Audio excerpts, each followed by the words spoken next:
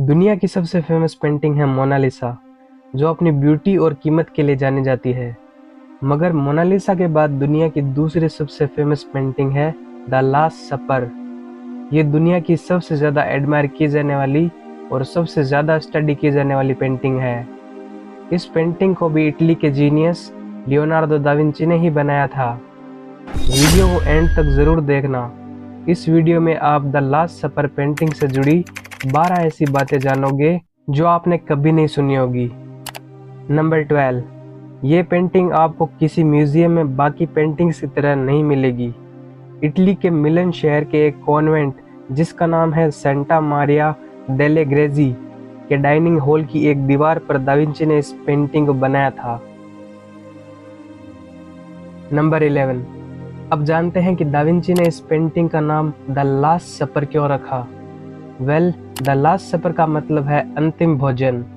Da Vinci ने इस painting में रोमन्स द्वारा जीसस को पकड़ लिए जाने और फांसी दिए जाने से पहले उनको उनके स्टूडेंट्स के साथ आखिरी भोजन करते हुए दिखाया है। नंबर 10, जितना आपको लगता है ये पेंटिंग उससे भी काफ़ी बड़े साइज की है। इसका साइज 180 बाई 350 इंचेस है और इसने दीवार के दोनों कोनों को कवर किया हुआ है। द लास्ट सपर पेंटिंग के सामने वाली दीवार पर एक पेंटिंग बनी हुई है। इसे इटली के ही एक पेंटर जियोवानी दोनातो दा मोंतरफानो ने 1495 में बनाया था। इस पेंटिंग में जीसस को सूली दिए जाने वाली घटना को दिखाया गया है। नंबर 9, ये पेंटिंग हिस्टोरियंस के बीच काफ़ी विचार का विषय रह चुकी है। इसने राइटर्स और हिस्टोरियंस को काफ़ी सोचने पर मजबूर किया है। दा विंची ने इस पेंटिंग में कई मिस्ट्रीज को छिपाया है। 2010 में एक इटालियन आर्ट एक्सपर्ट सबरीना स्फ्रोजा गैलित्जिया ने यह कहा कि उन्होंने पेंटिंग में कुछ एस्ट्रोलॉजिकल और मैथमेटिकल सिंबल्स को स्टडी किया है और ये कहा कि दा विंची ने इस पेंटिंग में दुनिया के अंत की तारीख लिखी है और सबरीना के अनुसार सन 4006 में दुनिया का अंत होगा। नंबर 8, इस पेंटिंग को देखकर ये तो पता चलता है कि दा विंची ने जीसस को आखिरी भोजन करते हुए दिखाया है, लेकिन अगर सही मायनों में देखा जाए तो दा विंची ने इस पेंटिंग में उस पल को कैद किया है जब जीसस ने अपने शिष्यों को भोजन करते वक्त ये कहा था कि तुम में से कोई मेरे साथ विश्वासघात करेगा।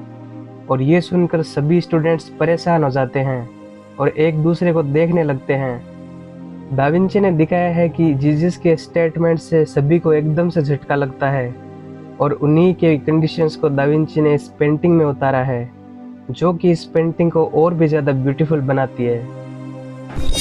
नंबर 7, होली बुक बाइबल के अकॉर्डिंग जब जीसस ये भविष्यवाणी करते हैं कि तुम में से एक मेरे साथ विश्वासघात करेगा, तब उनका एक शिष्य फिलिप उनसे पूछता है कि भगवान, क्या वो विश्वासघाती मैं हूँ?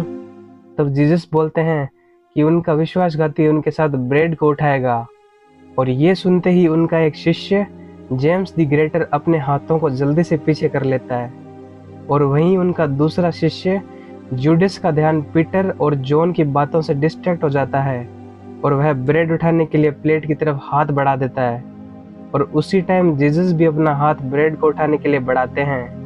जैसा कि इस पेंटिंग में हम देख सकते हैं, जूडस ही वो इंसान था जिसने जीसस के साथ विश्वासघात किया था और रोमनों द्वारा जीसस को पकड़वाया था। नंबर 6, पेंटिंग में जूडस ही अकेला ऐसा इंसान है जिसे दा विंची ने डार्क स्किन के साथ बनाया है।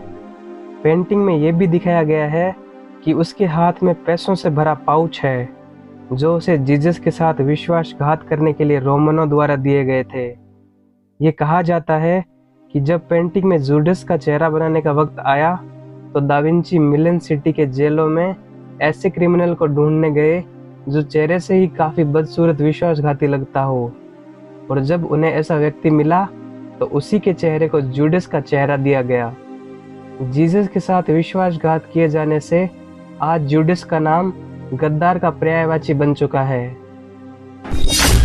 नंबर 5, दा विंची ने इस पेंटिंग में बेहोशी की हालत में जो इस शख्स को दिखाया है, ये मेल है या फीमेल, ये काफ़ी विवादित है क्योंकि पेंटिंग में सभी लोगों में सिर्फ ये ही एक औरत लग रही है। बहुत से हिस्टोरियंस का मानना है कि ये जीसस का शिष्य जॉन है और कुछ कहते हैं कि ये जीसस की शिष्य मेरी मैगडेलेन है, जो जीसस को सूली दिए जाने, उनको दफनाने और उनके फिर से जिंदा होने की गवाह भी थी। नंबर 4, जैसा कि आप जानते हैं कि इस पेंटिंग को दा विंची ने दीवार पर बनाया था। 1692 में इसी दीवार के नीचे वाले हिस्से को तोड़कर वहां दरवाजा बना दिया गया था। बाद में उसे फिर से भरकर दीवार बना दी गई, जैसा आप पेंटिंग के नीचे वाले हिस्से में देख सकते हो, और इसकी वजह से पेंटिंग में जीसस के पैर वाला हिस्सा नष्ट हो गया। द लास्ट सपर की कुछ कॉपीज भी मौजूद हैं, जिन्हें दा विंची के ही स्टूडेंट्स द्वारा बनाया गया था। जब दा विंची की द लास्ट सपर को रिस्टोर किया गया, तब ये पेंटिंग ही मेन सोर्स थी, जो लंदन के रॉयल एकेडमी ऑफ आर्ट में मौजूद है, जिसे कि इटालियन पेंटर जियाम्पेत्रिनो ने बनाई थी। और दा विंची की पेंटिंग से जो डिटेल्स गायब हो चुकी थी, उसे इस पेंटिंग ने जिंदा रखा है, जैसे कि जीसस के पैर वाला हिस्सा। नंबर 3, 1796 में फ्रेंच रेवोल्यूशनरी सोल्जर्स ने इस पेंटिंग को काफ़ी नुकसान पहुंचाया और इसलिए पेंटिंग के ऊपर प्रोटेक्टिव स्ट्रक्चर को बनाया गया था, ताकि पेंटिंग को कोई नुकसान ना हो। दा विंची ने इस पेंटिंग को थिन एक्सटीरियर वॉल पर बनाया था, सो नमी का इस पर काफ़ी इफेक्ट पड़ा और दीवार पेंट को अच्छी तरह से सोख नहीं पाई। और जैसे ही 1498 में ये बनकर तैयार हुई, वैसे ही ये खराब होना भी शुरू हो गई थी। Number 2, the last supper painting में एक मिस्टेक है। गौर से देखने पर पता चलता है कि भोजन में ईल के साथ ऑरेंज स्लाइसेस रखी हैं, लेकिन जीसस को सूली दिए जाने के कई सदियों बाद तक भी मिडिल ईस्ट में संतरे नहीं आए थे। फिर सोचने वाली बात यह है कि जो चीज़ जीसस के टाइम थी ही नहीं, उसे वो कैसे खा सकते हैं।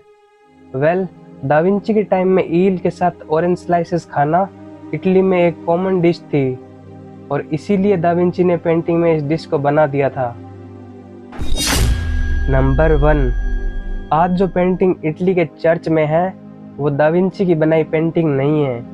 ऐसा इसलिए क्योंकि कई इन्वायरमेंटल फैक्टर्स और कुछ इंटेंशनल डैमेज की वजह से ये पेंटिंग लगातार नष्ट होती रही है और 1498 से 1999 तक इस पेंटिंग को 7 बार रिस्टोर किया जा चुका है। इसे पहली बार 1726 में रिस्टोर किया गया था और 1999 में आखिरी बार। इसलिए दा विंची के बनाए मास्टरपीस का कुछ ही हिस्सा आज मौजूद है। सो ये थी इस पेंटिंग के बारे में कुछ इंटरेस्टिंग इन्फॉर्मेशन।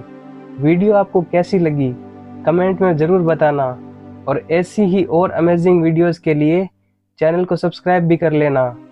सो मिलते हैं नेक्स्ट वीडियो में।